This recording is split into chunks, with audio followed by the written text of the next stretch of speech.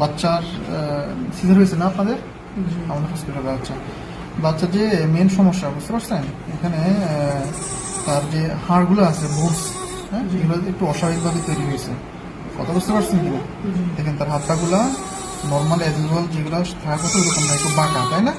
তার জয়েন্টটা বাঁকা, তারপর তার এই যে বোনসগুলা রয়েছে এই জায়গায় একটু আবার বোনসটা একটু ফ্র্যাকচার হয়ে গেছিল, হ্যাঁ, এই জায়গায়। তারপর সবগুলো হাত পা সবগুলো কি আর নর্মালিটি এখানে আছে, বুঝতে পারছেন?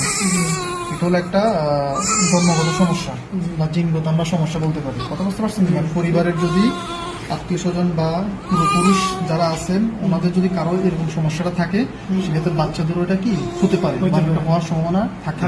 এদের মেন সমস্যা হলো গর্ভাবস্থায় বাচ্চার যেই হাড়গুলো ছিল, হ্যাঁ, হাড়গুলো কিছু প্রোটিন থাকে, কোলাজেন নামক প্রোটিন থাকে, হ্যাঁ, ওই প্রোটিনগুলো যদি অস্বাভাবিকভাবে তৈরি হয় বা অপর্যাপ্তভাবে তৈরি হয় তখন সেক্ষেত্রে বাচ্চার এই হাড়গুলো সহজে কি হয়ে যায়, বেঁকে যায়, এগুলো কিন্তু তৈরি হতে পারে না, হ্যাঁ, নর্মাল যেগুলো থাকে এগুলো থাকে না, সহজে বেঁকে যায় বা ডেলিভারি হওয়ার সময় হাড়গুলো ভেঙে যায়। কথা বুঝতে পারছেন?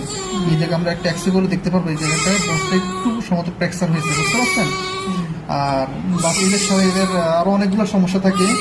এদের চোখটা অনেক সময় একটা নীল থাকে, হ্যাঁ, ওটা নীল থাকে। তারপর এদের ওই যে কানের ভিতর যে বোনসগুলো আছে, কিছু হাড্ডি আছে কানের ভিতর, আমরা বলি ম্যানিয়াস ইনকেস স্টেফিস, ওইগুলো ঠিকমতো তৈরি না হওয়ার কারণে এরা ঠিকমতো অনেক সময় কানে শুনতে পায় না, বুঝতে পারছেন? তারপরে যে দাঁতগুলো থাকে দাঁতগুলো ঠিকমতো তৈরি হয় না, এগুলো পড়ে যায়। পাশাপাশি হার্টের সমস্যা, আরও অনেকগুলো জন্মগত সমস্যা থাকে। কথা বুঝতে পারছেন কিনা? এগুলো খুবই রিয়ার। আমরা যেটা হিস্ট্রি নিলাম, বাচ্চা বা বলেন আপনি না, আচ্ছা, আপনার পুরুষের মধ্যে ছিল সম্বন্ধে এই সমস্যা না? ছিল না, এখন দেখি আমার চাচাতো ভাই দেখতেছি এর ভাই একটা আছে।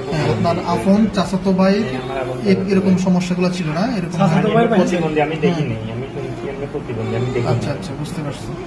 যাই হোক, এটা হলো মানে অনেক সময় দেখা যায় কি পরিবারের কারো না কারো থাকে, বা আমার দাদা বা দাদার পূর্বপুরুষ অনেক প্রজন্মের আগে থাকতে পারে, তো সেক্ষেত্রে তো এইগুলো মানে জেনেটিক ডিজিজগুলো এভাবে সঞ্চালিত হয়, বুঝতে পারছেন?